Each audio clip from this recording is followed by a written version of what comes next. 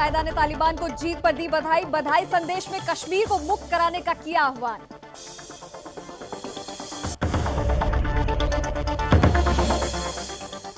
हिमाचल प्रदेश ने कोरोना टीकाकरण के मामले में बनाया रिकॉर्ड। 18 साल से अधिक की उम्र के 100% लोगों को लगी वैक्सीन की पहली डोज।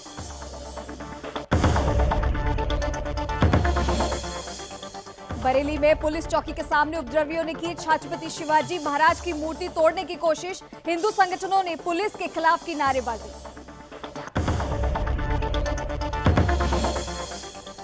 सुदर्शन न्यूज ने किया जिहादियों का भांडाफोड़। सरकारी अनाज की कालाबाजारी करते हैं जिहादी। सस्ते में सरकारी अनाज खरीदकर महंगे दामों पर बेचते हैं। मामले से अनजान स्थानीय प्रशासन।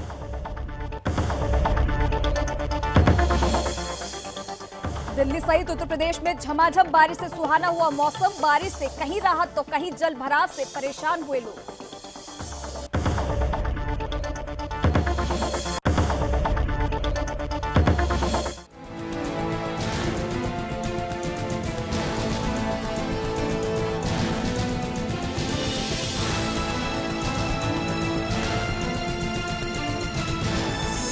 आप देख रहे हैं सुदर्शन न्यूज। नमस्कार, सुदर्शन उत्तर प्रदेश देख रहे हैं आप और मैं हूं आपके साथ चंद्रश्री राजपूत। शुरुआत करते हैं बुलेटिन की पहली खबर से। खबर बरेली से आ रही है, जहां असामाजिक तत्वों की शरारतों के चलते शिवाजी महाराज की मूर्ति तोड़ने की कोशिश की गई, लेकिन हिंदू संगठनों ने असामाजिक तत्वों की कोशिश को नाकाम कर दिया। बता दें कि शिवाजी चौक पर बनी शिवाजी महाराज की मूर्ति को कुछ असामाजिक लोगों की तरफ से मूर्ति तोड़ने की योजना बनाई गई थी, जिसे हिंदू संगठनों ने फ्लॉप कर दिया। बताया जा रहा है कि एक समुदाय के युवाओं की तरफ से जैसे ही मूर्ति को क्षतिग्रस्त करने की हरकत की गई, लेकिन मौके पर मौजूद हिंदू जागरण मंच के कार्यकर्ताओं ने असामाजिक युवाओं को पकड़ने के लिए पुलिस से गुजारिश की, लेकिन पुलिस इंस्पेक्टर ने नजरअंदाज कर उपद्रवियों को भगा देने की साजिश का अंजाम दिया है। मामले की सूचना मिलते ही घटनास्थल पर कई हिंदू संगठन का जमावड़ा लग गया। साथ ही हिंदू संगठनों ने पुलिस प्रशासन मुरादाबाद के नारे लगाना शुरू कर दिया है।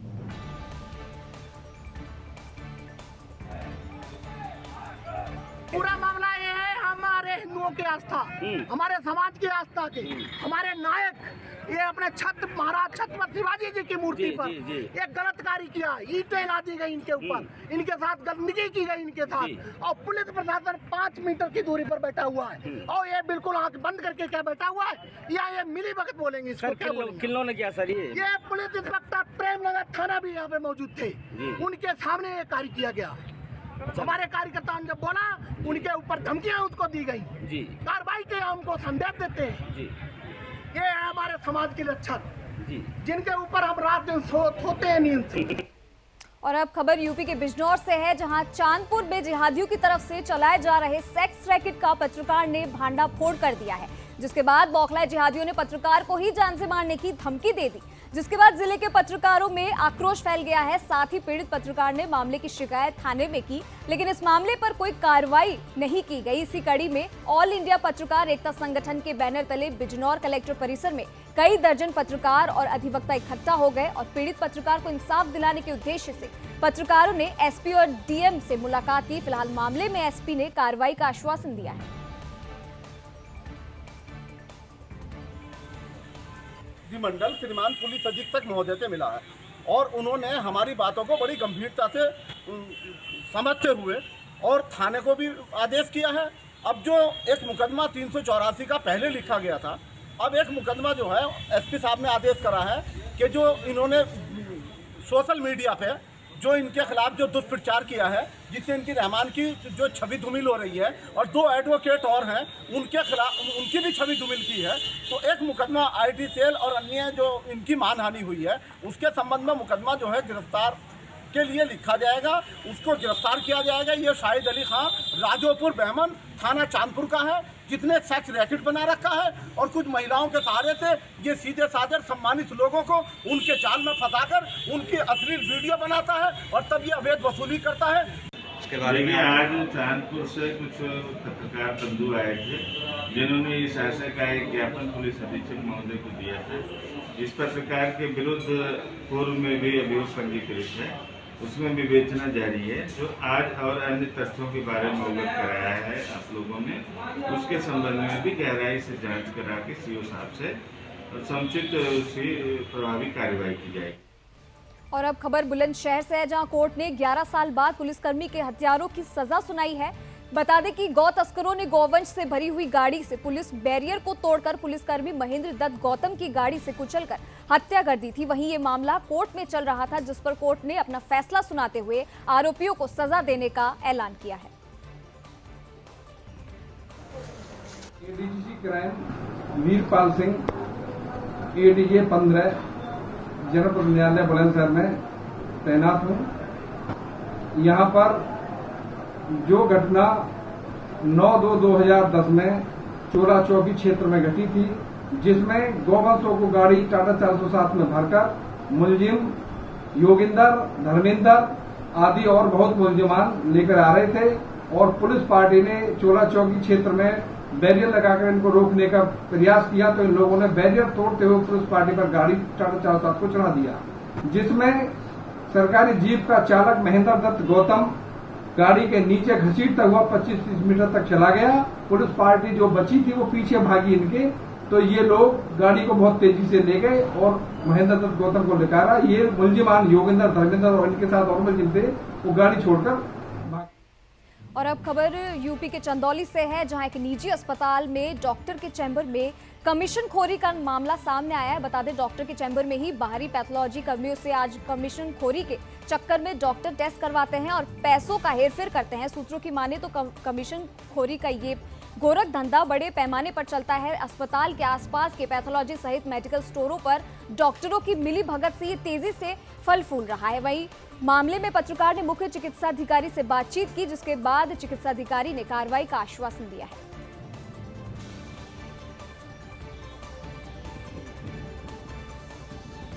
बहुत सख्त कार्रवाई करेंगे, ऐसी कार्रवाई करेंगे कि दोबारा ऐसा वीडियो मिलने में बहुत ही कठिनाई हो, लोग याद करें। सर, दूसरी बात, कुछ पैथोलॉजी गेट पे हॉस्पिटल के मुख्य गेट के दाएं बाएं हैं और सुनने में ये आया है कि वो लोग भी आके अंदर से अपना खून जांच के नाम पे पैसे रुपए का लेन देन करते हैं और जहाँ तक कि हॉस्पिटल की भी इसमें छवि खराब हो रही है। आपके पहले भी सीएमओ साहब से भी कई बार शिकायत किया गया था, आप आए हैं अभी नए, कई लोग जगह कार्रवाई भी किए हैं और इस संबंध में सर कहाँ तक कार्रवाई की जा सकती है? एकदम हम ट्रांसपेरेंसी का इस्तेमाल करेंगे, पूरी पारदर्शिता रहेगी कि बाहरी आदमी आके ब्लड सैंपल अगर निकाला तो कार्रवाई संबंधित चिकित्सा अधिकारी पर होगी। धन्यवाद। और डॉक्टर के सामने पैसा ले रहा है एक बाहर का आदमी, इसमें क्या कहना चाहते हैं?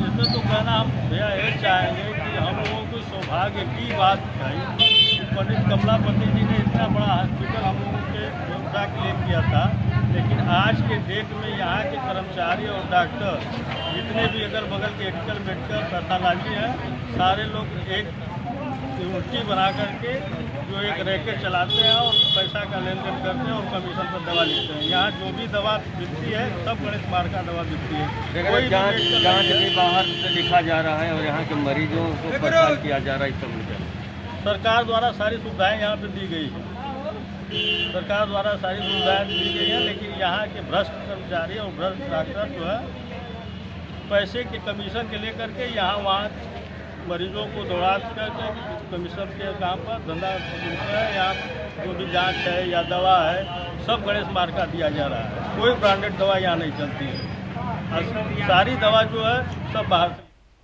और अब खबर जनपद चंदौली से है, जहां सुदर्शन न्यूज चैनल के जिला संवाददाता प्रशांत सिंह के खिलाफ कुछ दिन पहले सोशल मीडिया पर कुछ न्यूज पोर्टल के पत्रकारों की तरफ से अभद्र भाषा का प्रयोग करते हुए टिप्पणी की गई थी। मामले को संज्ञान में लेते हुए सुदर्शन न्यूज के जिला संवाददाता ने सदर कोतवाली पहुंचकर थाना प्रभारी को लिखित प्रार्थना पत्र के माध्यम से शिकायत की। वहीं शिकायत में पत्रकार ने कहा कि सुदर्शन न्यूज की छवि को धूमिल करने का प्रयास किया जा रहा है। वहीं सुदर्शन न्यूज के पत्रकार ने एसपी अमित कुमार से मिले और उचित कार्रवाई की मांग की है।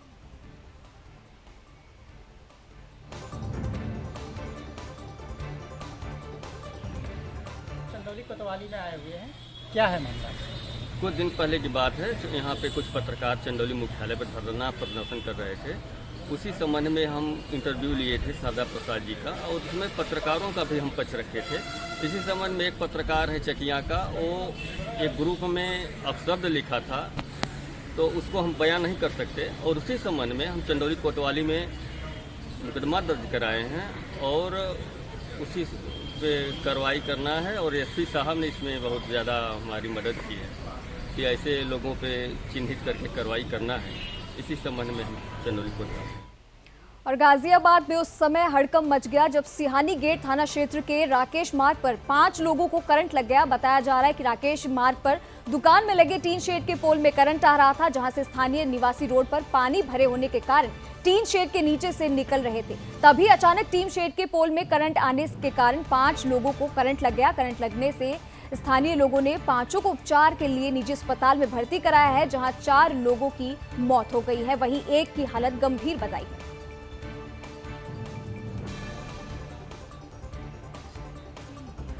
और उत्तर प्रदेश के हमीरपुर जनपद में 3 दिन से लापता एक बच्चे का शव मिलने की खबर से इलाके में सनसनी फैल गई है। स्थानीय लोगों ने मामले की सूचना पुलिस को दी, जिसके बाद मौके पर पहुंची पुलिस ने मामले को दर्ज कर शव को पोस्टमार्टम के लिए अस्पताल भेज दिया। वहीं परिजनों ने आरोप लगाते हुए कहा कि उनका बेटा अपने घर से 3 दिन से लापता था, जिसकी शिकायत उन्होंने सुमेरपुर थाने में दर्ज कराई थी। इसके बाद भी पुलिस उनके बेटे को नहीं खोज सकी, जिसके लिए परिजनों ने पुलिस की लापरवाही का आरोप लगाया है। फिलहाल इस मामले की जांच में पुलिस जुट चुकी है।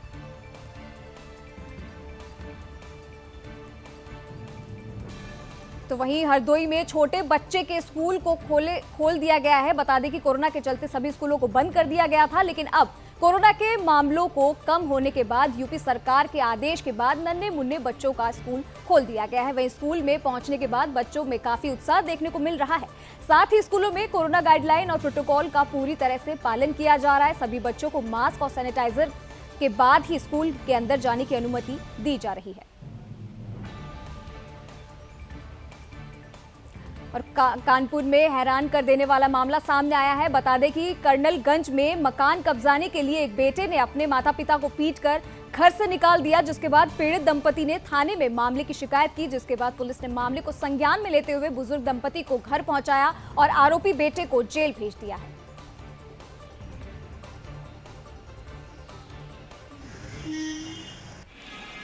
आज प्रातः थाना कर्नलगंज क्षेत्र में हमारे प्रांगण में माता प्रसाद पुत्र मुन्ना लाल जी, जो कि नयापुरवा के रहने वाले हैं, उन्होंने एक प्रार्थना पत्र दिया और माता पिता दोनों ने बड़े दुखी मन से बताया कि उनके पुत्र ने रात्रि में करीब 2 बजे जितेंद्र ने बहुत बुरी तरीके से कमरा बंद करके मारा और माता पिता दोनों को घर से निकाल दिया।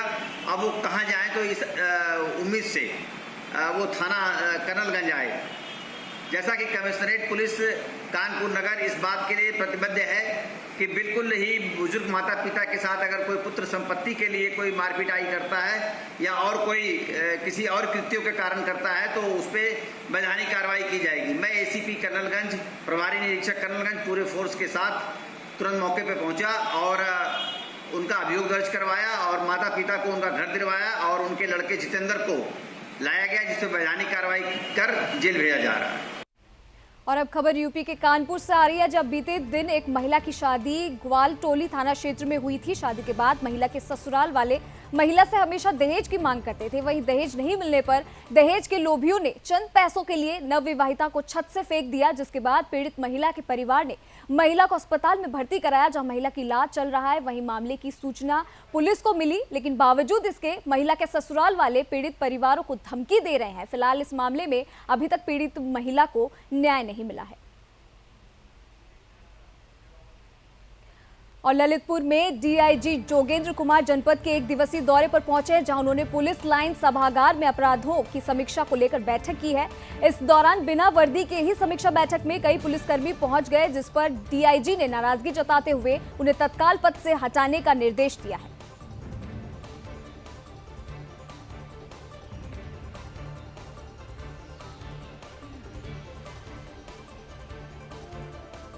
और कोरोना काल में बढ़ती डॉक्टरों की डिमांड को लेकर अब कुछ फर्जी डॉक्टर खड़े हो गए हैं, जो ललितपुर के कई गांव में अपनी सेवाएं दे रहे हैं। कुछ 2 पहिया वाहन से उनके अनेक गांव में मोबाइल क्लिनिक चला रहे हैं, तो कुछ पूरी क्लिनिक सजाए हजारों की दवाइयां रखे डिग्री धारक डॉक्टर जगह जगह फैल कर रहे हैं, जिसका खामियाजा जनता को भुगतना पड़ रहा है।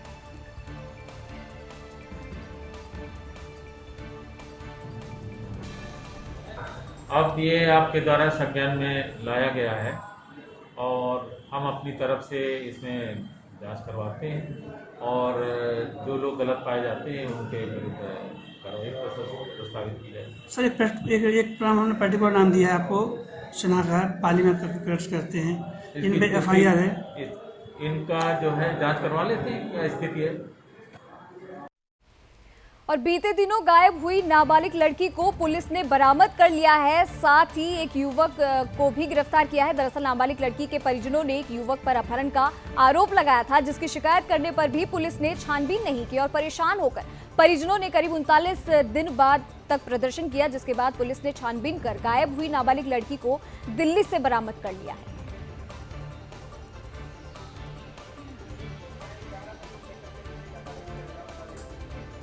सर मेरे को फ़ोन करके बुलाया था मिलने के लिए कि मेरी हालत ख़राब है, आप मिल लो मेरे से। मैं ठीक है जी। मैं आया, उसके बाद मैं मिला, बात करी, मैं क्या दिक्कत है, बोली ऐसे ऐसे मेरी शादी कहीं और हो रही है। मैं जब घर वाले राज़ी हैं तो कर ले, जब घर वाले कर रहे हैं।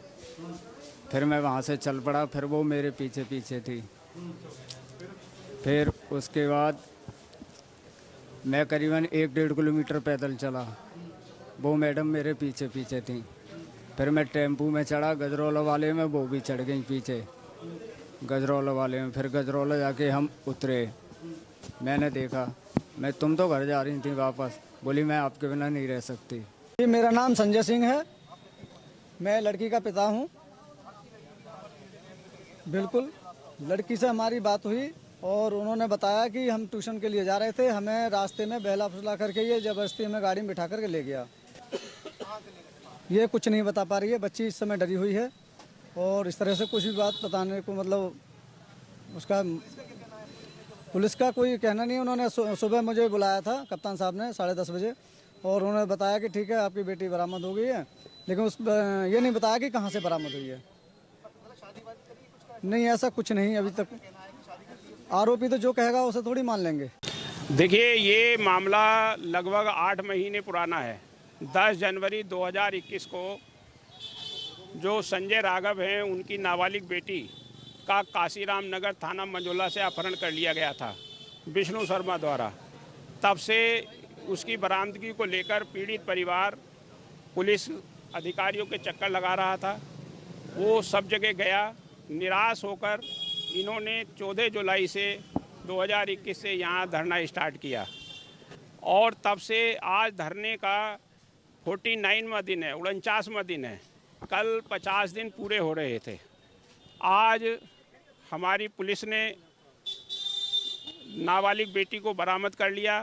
सुबह 10:30 बजे इसकी सूचना SSP महोदय ने पीड़ित परिवार को दी और सारे हम लोगों को भी इसकी सूचना मिली। तो वहीं संत कबीर नगर जिले में एक उद्योगपति के बैंक खाते में 9,80,000 रुपए उड़ाने वाले 2 आरोपियों को गिरफ्तार किया है। साथ ही 2,60,000 रुपए भी बरामद किए हैं। दरअसल पुलिस को शिकायत मिली थी कि खाते से रुपए गलत तरीके से निकाले गए हैं, जिसके आधार पर पुलिस ने छानबीन कर इन आरोपियों को गिरफ्तार किया है और आगामी जांच में जुट गई है।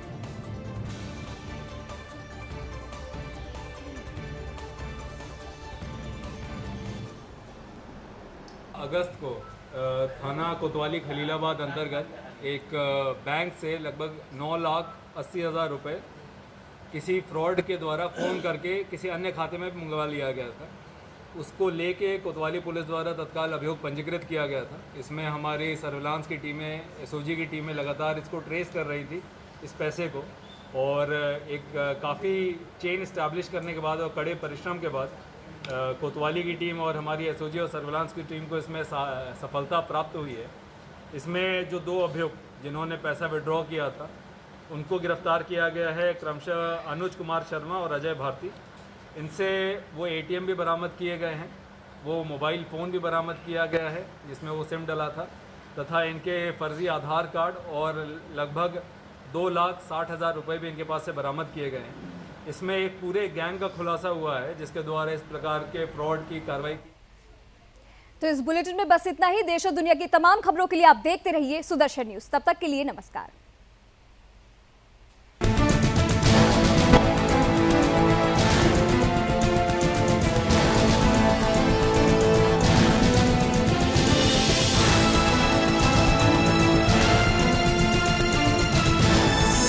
आप देख रहे हैं सुदर्शन न्यूज।